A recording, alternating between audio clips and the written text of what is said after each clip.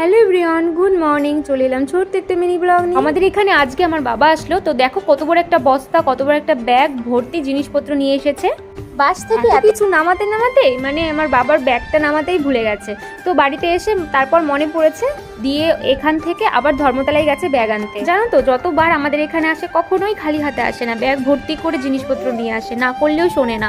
বাবা মারা হয়তো এরকমই হয়, তাই না? গাছের আম পাকছে, কাঁঠাল পাকছে, কিছুই খেতে পারছি না, তার জন্য বাবা কাঁঠাল আম নিয়ে এসেছে। যেহেতু জামাই ষষ্ঠীতে যেতে পারিনি, তো ছোট মেয়ে কি করে যাব বলো, কিছুদিন আগেই ঘুরে আসলাম। তো যাই হোক, ব্যাগ থেকে এখন বের করছি, কারণ প্রচণ্ড গরম পড়েছে, না বের করলে নষ্ট হয়ে যাবে। দেখো কলা এনেছে, তারপর গাছের আম এনেছে, আর এই প্যাকেটটার মধ্যে আছে হচ্ছে চালের গুঁড়ি, মাকে বলেছিলাম আমি দিতে। আর নিয়ে এসেছে শশা। শশা কিন্তু বাবা কিনেই এনেছে, আমাদের জমির না এটা। আর অনেক রকমের শাক আছে, মা একটু একটু করে শাক দিয়েছে। আর এটার মধ্যে আছে আবার আম। আর এখানে আছে হচ্ছে কচুর ডাঁটা, মানে জ্যৈষ্ঠী মাসে নাকি কচুর ডাঁটি খেতে হয়, মা বলে। আর এটা হচ্ছে আমাদের গাছের একদম কাগজি লেবু।